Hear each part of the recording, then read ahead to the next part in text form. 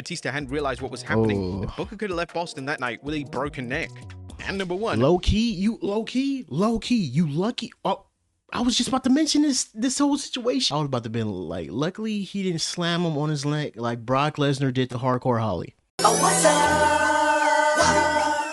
Oh, what's up? What up, it's Maj back here with another video. Today we're about to be reacting to a video by WrestleLamia. The video is going to be on 10 WWE wrestlers who botched a move on purpose. To me, thinking in my head, this has like multiple meanings. The meanings behind it, low key, is people, you know, either WWE making people like, I mean, we're making a wrestler like botch on purpose for a storyline, you know, like they did with Jey Uso, and or the other thing of another wrestler trying to make you look bad. It's like the, you know, the slang in the wrestling world, sandbagging, you know, making yourself look heavy, or, you know, just like doing some type of shit that just seems ridiculous in the ring, basically. But let's just get into it and see what the examples were. I know Jey Uso gotta be on this list, but hey, let's get into it, and don't forget to leave a like and subscribe on the video and click the hype button. Mick Foley. Diving into the backstage rumor mill from the 90s, will uncover endless stories depicting Shawn Michaels as being impossible to work with. These tensions grew exceptionally worse following Shawn's first World Championship victory at WrestleMania 12, as he refused to put certain wrestlers over, sandbag moves, and in one memorable incident, legitimately stomped on Vader's face when he forgot a spot during their SummerSlam 96 encounter. In short, he wasn't well liked in the locker room, which is what drove Mick Foley to give the Heartbreak Kid a taste of his own medicine. Challenging Shawn for the WWF Championship at the aptly named Mind Games in Your House pay-per-view, Foley was wrestling under his Mankind guys, went into the match wanting to draw something ugly out of the champion. He sent Michaels into the corner for what appeared to be a traditional up and over sequence, but he deliberately didn't run in after him, leaving Shawn with no choice but to awkwardly stop in his tracks. From there, HBK stomped across the ring, audibly screamed "come on," and laid into Mankind with several punches to the face. It was a spot so effective to the match and to show Shawn's true ugly self. Number 9, well, I don't know, man. You come on, Foley. You letting Shawn Michaels jump on you and beat the shit out you? It's crazy, man. But I mean, essentially, I can get what he tried to show him looking like a fool, especially backstage for all the, you know, all the boys were, you know, yeah, Shawn Michaels wasn't really liked, like he said. Shawn Michaels. It would be impossible for a list of this nature to mention Shawn Michaels and not discuss one of the many times he'd went out of his way to ruin the quality of a match. Oh my god, that fucking Hulk Hogan one was fucking hilarious, bro. I know it's mentioned in every list. I don't expect it to make this list, honestly, but that shit was a legendary ass moment, bro. He was just overselling and botching everywhere. Oh my god, bro. Hulk Hogan he had to be pissed off during that whole thing. I mean, hey, I mean, this was a different Shawn Michaels, essentially, and like this nigga, Hulk Hogan was literally old at the time. Like, why are you even trying to still win? What the fuck? Took his own seat at the head of the table, Michaels was booked to challenge Diesel for the WWF Championship at WrestleMania 11. For whatever reason though, and despite being legitimately good friends with Big Daddy Cool behind the scenes, Shawn spent the entire match making a mockery out of Diesel, seemingly attempting to make Vince McMahon realize that crowning the 7-footer as champion might be a big mistake. This is the 90s version of Shawn Michaels we're talking about. The first half of the match saw Michaels work at hyper speed as he attempted to blow the champion up before the match had a chance to peak. But his most heinous crime was his contribution to the finisher. Shawn was able to take a flat back bump from a jackknife powerbomb, but he willfully made the move look terrible. He rotated almost back to a standing position before falling to the mat in a heap, marking a seriously dull end to a seriously dull match. In fact, the main event of Bam Bam Bigelow versus NFL star Lawrence Taylor looked like Brett versus Stone Cold Steve Austin in comparison. Number 8, Alex. Yeah, I'm not gonna look cap, bro. That like really looks really fucking bad. If you go make a person look that fucking terrible, and you know, like mess up a move that like of a big stature, man, you can't really fuck up those unless you like not really.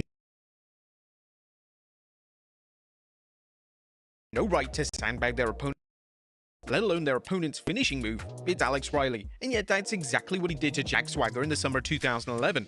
Still fresh off his genuinely incredible babyface turn against The Miz, A-Rai was booked to lose to Swagger on the August 15th, 2011 episode of Raw with a gut-wrenching. I'm not gonna cap. I would be pissed losing to Jack Swagger in that whole fucking era too, bro. Like you're essentially losing to a person that like literally had no type of like even heel heat, no type of nothing around that. Like you, bro, you're essentially just losing to like a garbage wrestler. I'm sorry. He was not a good wrestler, bro. He was a little good in the ring, but he just didn't have no like aura, bro. He had nothing about him that was interesting, bro. The American, that was pretty much it. Bland, and like A-Rod was literally on the top right there, bro. Powerbomb due to be the deciding blow. However, Riley went purposefully limp when Jack went to lift him off the mat, which he had tried 3 times before he could finally get the move to work. Now some 15 years removed from the incident, and we're still awaiting answers as to why Alex Riley thought it would be a great idea to sandbag a former World Heavyweight Champion. One thing that isn't uncertain, however, is that his push died that night. He sustained a minor injury a few weeks later, and once he returned, Riley was relegated to jobber status, starting the new year with a 14-match losing streak. Number 7, Owen Hart. Now, as awesome as he was as a wrestler, Owen Hart was one of the most notorious pranksters in the industry, and getting on his bad side could end up costing you an easy night at the office. In a story told by, of all people, Al Snow during an episode of The Steve Austin Show, Owen was working the 1995 house show loop alongside Yokozuna against the Allied Powers, the team of Lex Luger and the British Bulldog, and he allegedly used this time to teach Luger a big lesson. There's like that story, the best example of that was Owen Hart. You know, Owen was such a cut-up, and it was Owen and Yokozuna working with Davey and Lex Luger, and Lex had made some smart-ass remark to Owen about being a big star or something like that. So never want to do that. So whenever Davey would get in the ring, Davey would hip toss him and Owen just go flying. Davey tagged right out. Owen caught hip toss for Lex, and he'd just go over like a ton of shit, you know. And it finally got to the point where Lex was over there hot, you know, and he's shaking, and he comes in, and Owen, you see him calling him, trying to press flame him, and he just goes dead weight on him, and he's trying, he can't get him up, and he finally just dumps him. What is said to have happened is that Owen Hart bumped spectacularly whenever Davey Boy Smith hit him with a hip toss or a military press slam. But as soon as Lex Luger tried to perform the same move, Owen suddenly forgot how to bump and sandbagged him. Al Snow continued saying, because you don't bump a guy. The guy takes the bumps for you. You know, and he can make you look like $1 million. He can make you look like a ton of shit. What Owen plus. Owen was the best, wasn't he? Bro, hey, that's true, bro. That is damn true, bro. Like you be a shitty ass person behind the scenes. You try to act all fucking high and mighty backstage, and like you forget the like wrestling, especially in this business, professional wrestling. This literally fucking takes fucking two, bro. It doesn't like, it's not like an actual competitor thing, like, you know, like the other type of wrestling where people be tossing each other back and forth. It's not like that type of Greco-Roman wrestling, but like this is essentially like another wrestling where it takes 2 people to go back and forth, but don't think you're huger than the other person. 6. Jey Uso. Between the summer of 2023 and the fall of 2024, Jey Uso was one of the most popular wrestlers on Main Event Jey, and crap, is that good? booked him to win the 2025 Rumble match. But with this win, Jey was booked to challenge Gunther for the World Heavyweight title at WrestleMania 41. This coincided with the decorated tag team grappler making consistent botches during his match. He misjudged an over-the-top rope dive on Austin Theory and Grayson Waller, while on another occasion, he delivered a spear that looked more like John Cena's flying shoulder tackle. WWE actually worked Jey's deteriorating in-ring ability into the story, as seen on the March 24th episode of Raw. Having reunited with his brother Jimmy to defeat A-Town Down Under, Jey was attacked post-match by Gunther, but he got the upper hand and set up for a spear, but he slipped, but it was actually done on purpose.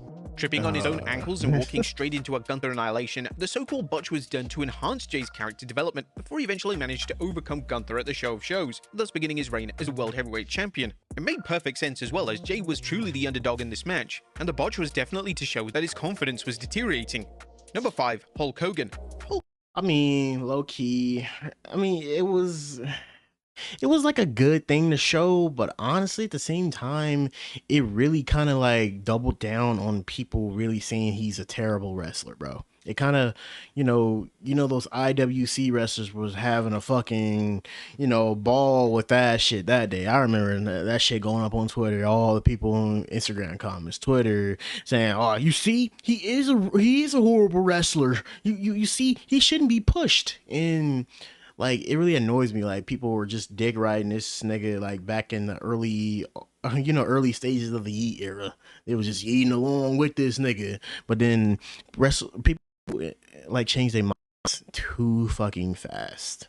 especially like the simple-minded fans out of any category, music, just any category you can think of, they just change it so fast. Being a fan of shows, same shit. And the biggest tale he ever told is that The Undertaker nearly paralyzed him with a tombstone pile driver atop a steel chair at the 1991 Survivor Series event. Now, of course, Hogan's head was about as close to the chair as he was being the bass player in the Metallica band, so it wasn't anywhere near. Unsurprisingly, the Hulkster's bad blood with The Undertaker continued well into the next decade as he was booked to defend the undisputed WWE Championship. Oh yeah, and that fucking lie about him, you know, getting hit, getting tombstone, and you know, saying he getting his neck hurt. That was when, you know, Undertaker did not have no pull, bro. That was like when Undertaker was like, you know, all fish and was barely starting off fucking wrestling. Cause like that could make or break a fucking person's career. And I guess, you know, Hogan see that, you know, he saw like Undertaker coming for his spot. So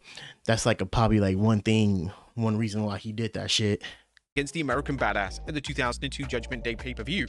As in 1991, Taker was booked to go over Hulk with a chokeslam being his weapon of choice. The second one looked like any old Undertaker chokeslam, but the first one, well, Hogan's feet barely left the mat. It looked embarrassing, sloppy, and above all else, out of place for a pay-per-view main event featuring two of the biggest mainstream wrestling stars in history. Number 4, Sabu.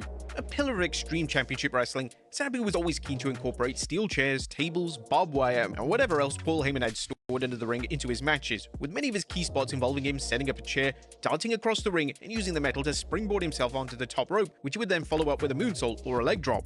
Given the uncertainty that accompanied these spots, things didn't always go according to plan, but that was actually Sabu's plan. Sabu supposedly worked mistakes into his matches to add a level of realism to his art, which often meant under or overshooting his dives. He explained as such during an interview on Talk is Jericho and went into detail about how, once he signed with WWE in 2006, Vince McMahon wasn't a fan of his style. I didn't do anything in the ring that I didn't practice. I wasn't a crazy stuntman. I was a calculated wrestler, I would say. The trick was to make everybody think I'm crazy and don't know what I'm doing, but not the boss. Hey man, that's like essentially like cool when you think about it, because like he got me thinking about that all the time, bro. Yeah, I mean especially because his character, the suicidal something. Bro, like especially when you come pointing at the damn ceiling, bro. Like his character was made to, you know, be like that. Like, you know, if it gets, you know, Vince McMahon thinking about that, but so Vince and a few of the guys thought I was really out of control, which meant I did my job, but not really to them because they thought I was out of control, but I wasn't. But I never did any bump I didn't already do in practice over and over. Number 3, Randy Orton.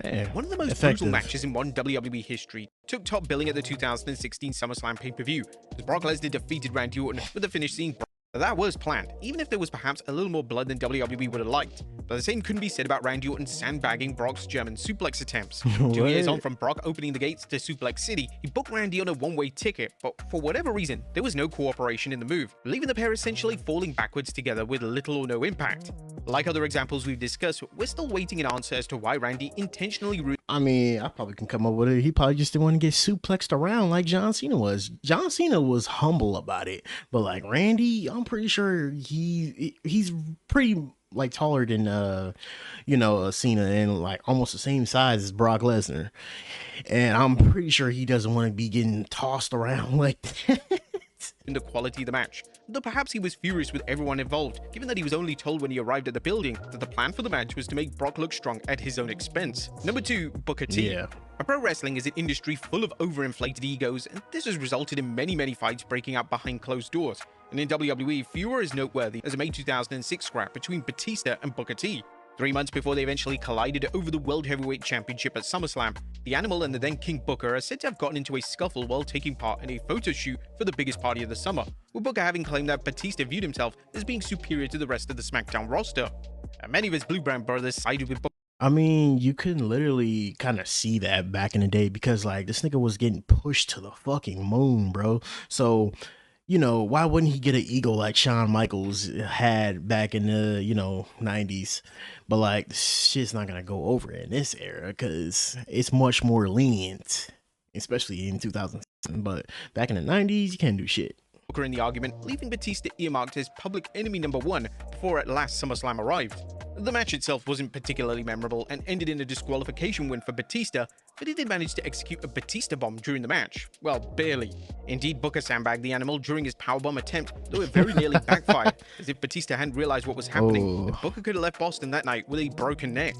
And number 1. Low key, you lucky. Oh, I was just about to mention this whole situation. I was literally about to mention this whole situation. Low key, I was about to be like, luckily he didn't slam him on his neck like Brock Lesnar did to Hardcore Holly. Hardcore Holly. Unfortunately for Hardcore Holly, his guilty charge for sandbagging did backfire, as he was left with a broken neck after failing to cooperate with Brock Lesnar during a powerbomb attempt. Challenging Lesnar on the September 12, 2002 episode of SmackDown, Holly evidently failed to hoist himself off the mat as Brock began to lift him, and as he was unable to correct the positioning, Lesnar dropped Holly directly onto his neck.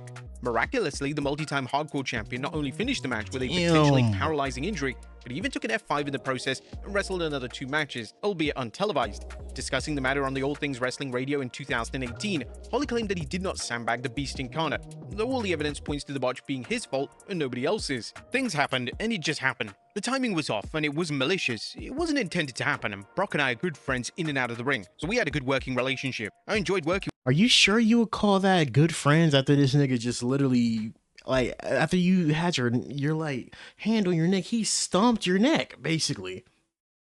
All right, you call that good friends?